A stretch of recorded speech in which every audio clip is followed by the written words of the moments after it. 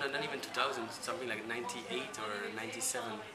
97. So I watched your career from what So year was it? I graduated in Yeah. 2000, And and that's yeah, it was 2001, and we got to know each other in 97, so it's like, it's gonna be 20 years soon.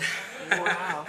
And how many prizes have you won since that time? I don't More than know. any designer I think I know. Oh, that I don't know. Yeah. I didn't think about it, but the one that stays the most in my mind is the wool mark, because it was nice after all those years to again like experiment with wool and to make a special project, especially not just the collection that you have in Paris, whatever, but to work really on a special project like that. And also, But that's I really pretty like. recent, right? That was quite. It was in 2013, Yeah. like two and a half years, something like that. So that's and that's also the one that gave me again like a little bit more visibility, because with this Woolmark prize we got a lot of attention from department stores, and we got back to the runway in Paris, etc. So the Woolmark was definitely one of the most important prize. Yeah. Wow. Yeah. It's also one of the nicest. Did you have to go to Australia or? No, actually, the prize was in two steps, and one step was in London. No, but both finals were in London. There was a European final, like to have one European finalist, and once I won that one, there was a world final, and that was in London as well. And then the funny thing was with the members of the jury were Victoria Beckham and Donatella Versace, Diane von Furstenberg, Franca Zozani. So it was funny in a way also to see those women that I knew from the press, but to speak to them and to show them the collection. In the first round, there was Albert Elbaz, which I had never met before neither. So also like meeting all those people was quite fun. Fun or interesting at least. Yeah, but it's great. It's great when a prize actually makes a difference. Yes. No, I think every single prize can make a difference. If it's not financially, at least you learn from speaking in front of people, showing your collection to other people, getting feedback, knowing why you didn't win or why you won, etc. So I think it's always quite like an enrichment to. And in a competition, it's a bit different than when you show your collection to press or to buyers, because there are other things that are they're considering maybe other criteria, and I think maybe like when you have the feedback of a buyer, it's very nice, but when you have the feedback of another designer, like Albert Elbaz, or from a journalist or something, it's just very different. So I think it's interesting to have that communication with members of the juries. But now I've had my dose of competitions. Yeah, I mean, it's true. So I don't have that age anymore. Well, kind of established. No, I mean, I don't know. It's just like I think competitions should be for starting designers. That's why they're there for, to help them financially and to help them. And of course, if you're already having collections like I have since 12 or 13 years, in a way, the collection should be already by itself having attention. But of course, some competitions I'm still participating now with the Swarovski. But it's not really competition, it's more like a sponsorship thing. It's also interesting. Never think of you in crystals. Well, me neither. But that's the nice thing. It was a challenge because I thought, why not? They spoke to us and they asked us if we were interested. So I said first, okay, what can I do with crystals? But actually, that was the fun thing, is that we had to look for ways of interpreting what I like my aesthetics or my type of dream or my girl in the Swarovski story. So, and I think it worked quite well. We worked with some very shiny stones, but also very matte and more discreet ones. And we knitted them actually. We integrated them in knitwear. Back to your roots. Yeah, Because Yeah, knitting exactly. was your... Exactly, and really like having them also like there are some shiny elements, but with the alpaca and the mohair knitted in, it was really a bit of a balance. It was not a very shiny piece at the end of the day. It was like more subtle, more like And is hidden. that finished or it's Yeah, going? so we used it actually in the two last seasons, like 1 year ago in the summer, and now in the winter collection, which we presented in March. And now actually I'm going to do one more collaboration with them. So no, because actually I really start really enjoying it. Oh, that's great. Yeah, it's actually it's nice to sometimes challenge yourself and to step out of your comfort zone and to start working with different materials that you never worked before. And it's a bit the same thing with the store. Doing things that you don't know, doing new things. It's just so nice to do that from time to time because otherwise it's really getting boring season after season to produce the same type of clothes. It's really nice to be able to experiment and to try out new things. Are you ever going to be in? I'm just wondering if the light is okay. Okay, should I sit back here? Yeah, I think that was better. I'm wondering.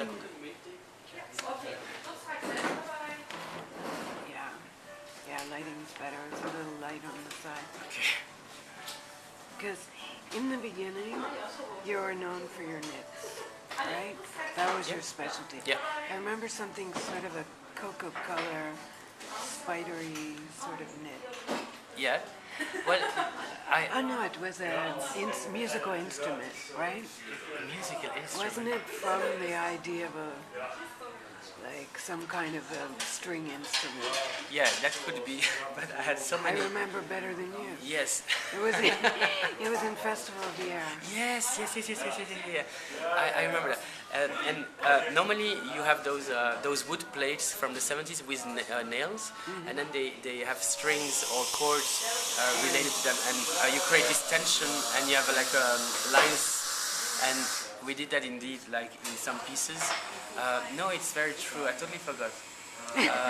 It's funny because at the end of the day, you do so much, you produce so much work, and then some things you just don't remember anymore. But this one was like to try to accentuate the body and to have like some lines that would join like the hips and the breasts, and to have like all these lines that remind to like a guitar or like a violin. Right. Yeah, it's true. Yeah. Yeah. How can you remember that?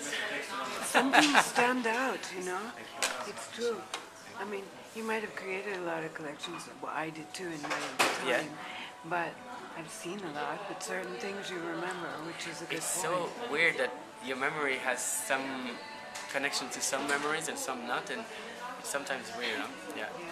But So it's interesting to me, like, all right, you started out with knits was kind of your specialty, and now the process with Swarovski with the crystals and knits. It's nice to see how it develops. yeah, Swarovski is like interpretation of knitwear. It's like we did crochet, we did macrame.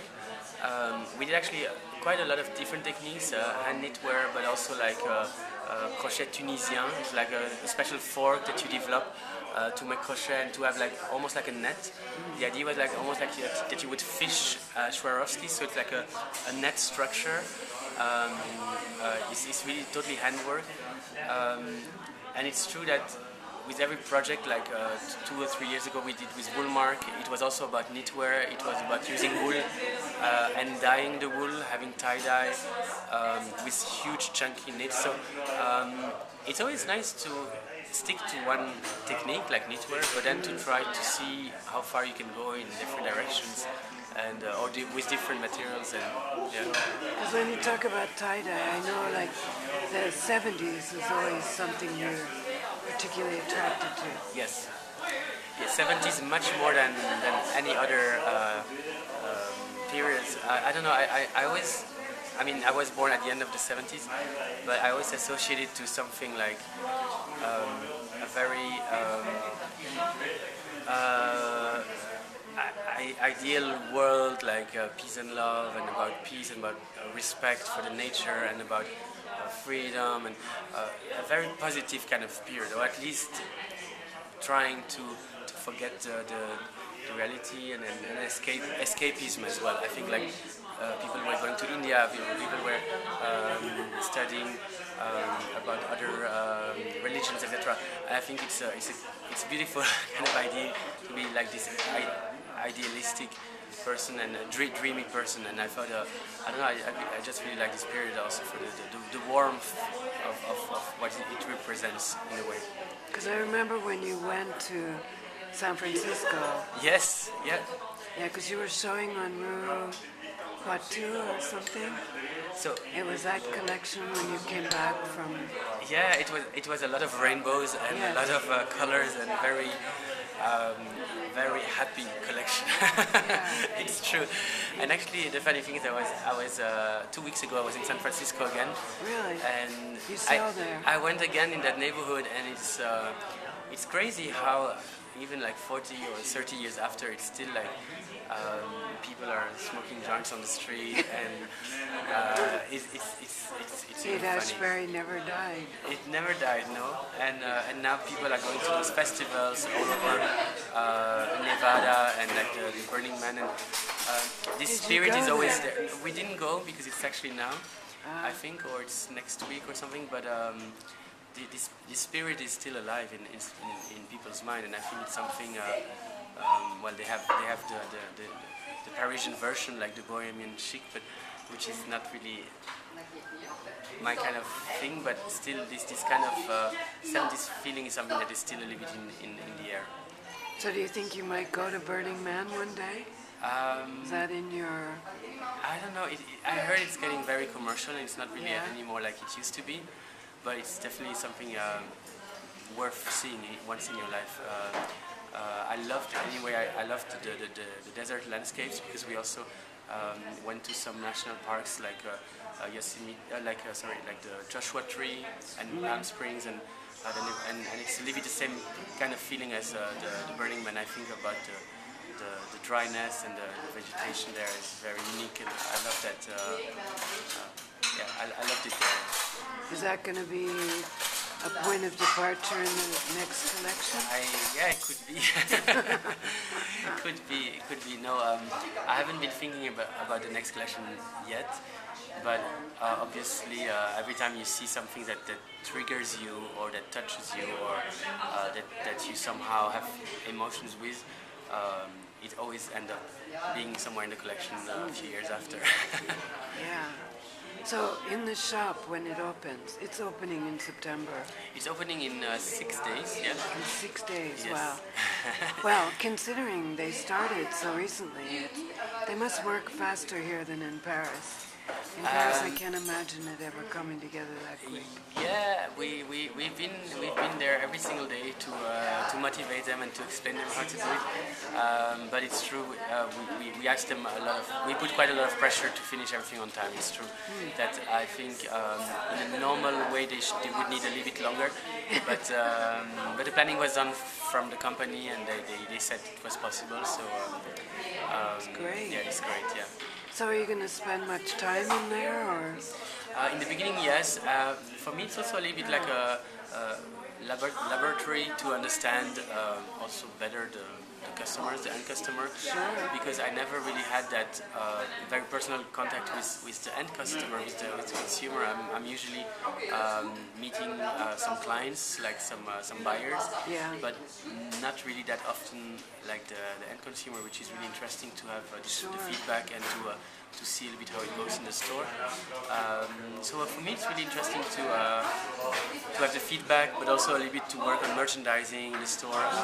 Our clients that we have usually department stores and boutiques, and they sometimes mix our collection with others. And in this case, I can really work on the merchandising myself and your own atmosphere. And make the atmosphere like I like it. So. It's definitely a place where I would come quite often. Yeah. So did you have a hard time finding like store manager and all that?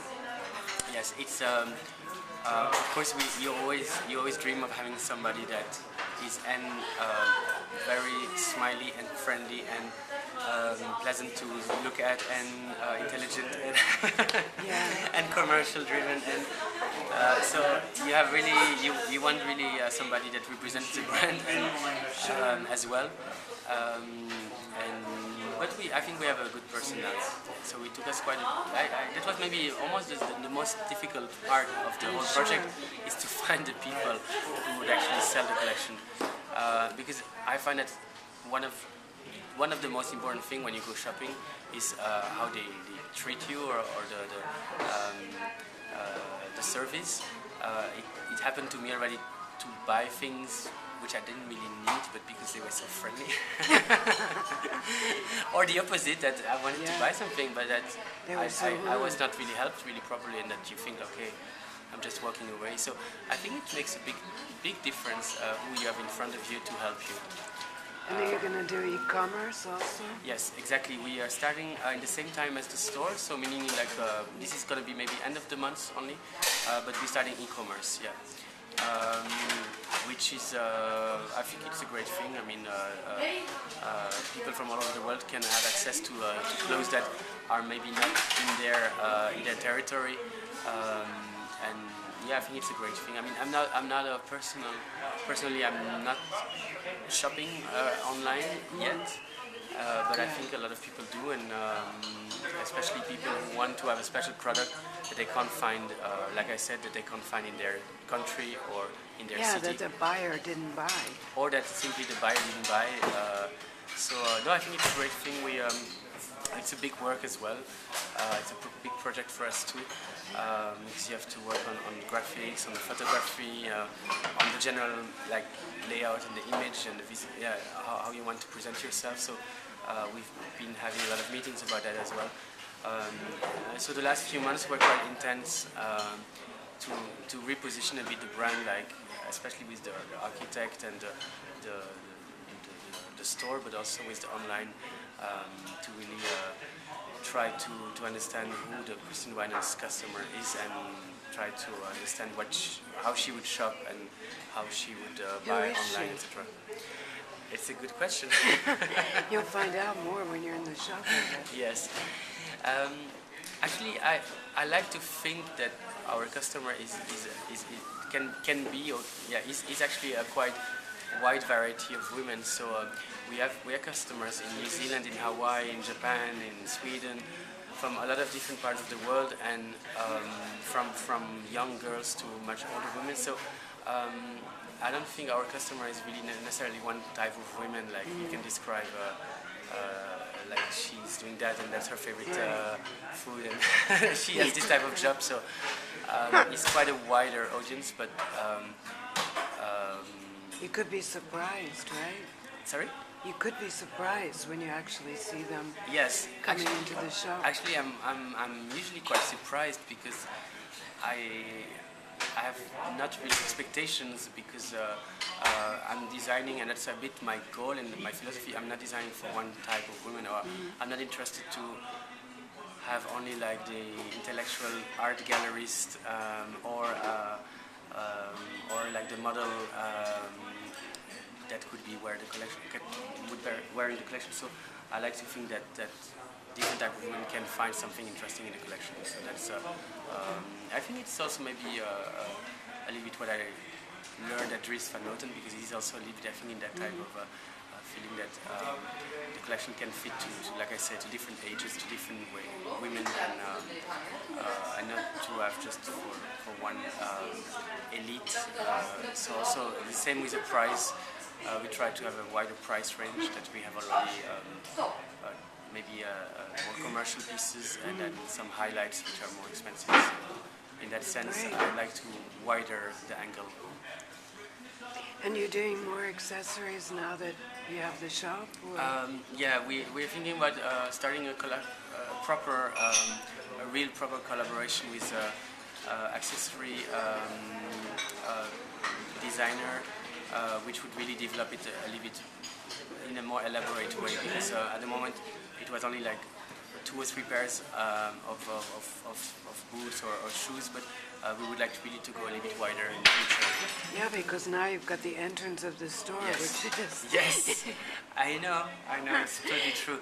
It's totally true. It's like it's a part of the store where we really want to work on accessories and on smaller items, and to have actually the collection hanging more in the back of the store. So to fill that store, you have to have indeed quite a few styles. And I always like to work on shoes and bags and things like that. But as we already developed the knitwear, the prints, and 4 collections a year, I was never able to do it really myself. So that's why we're gonna probably start a collaboration How about with some somebody. cute knit hats and gloves and socks? Yeah, I haven't done enough accessories with Knit knitwear. bags, It's, kind of it's- 70s. It's, and crochet bikinis and Yeah. it's and like cap holders. Well, yeah. You never know. Lifestyle. It's a lifestyle Yeah. brand. I More the shop. I know we should.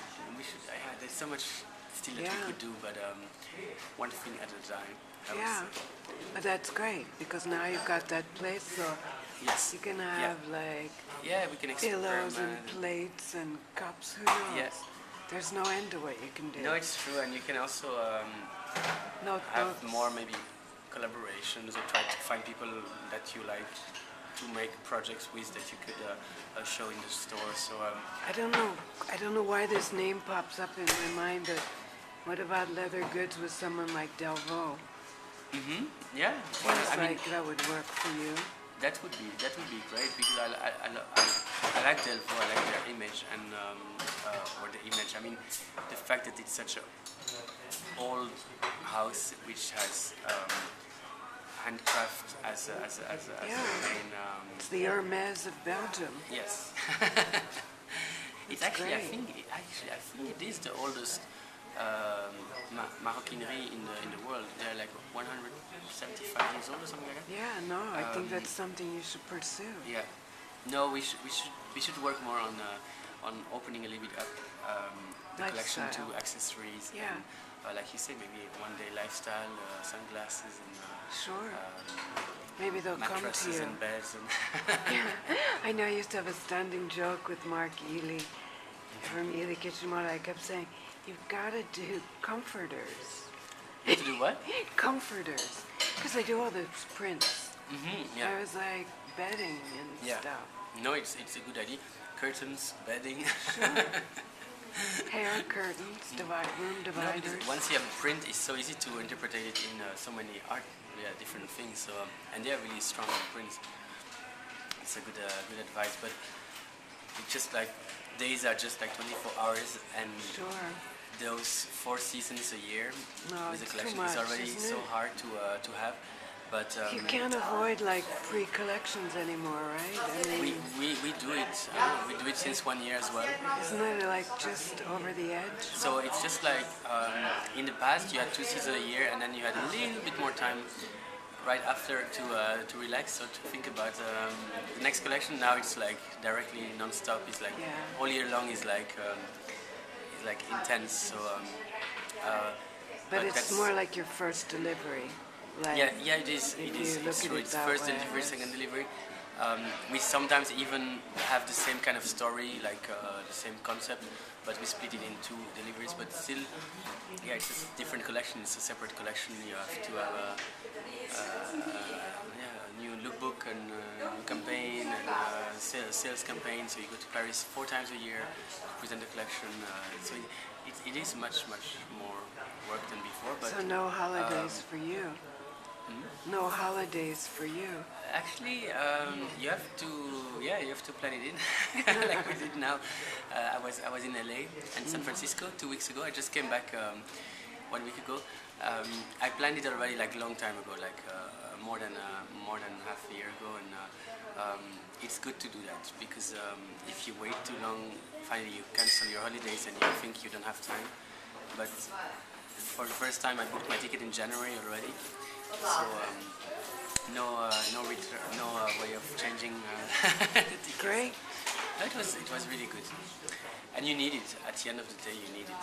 I think Sure. that you need to see new things and to relax and to just do different things than fashion as well, to feed your imagination again. Great, thank you.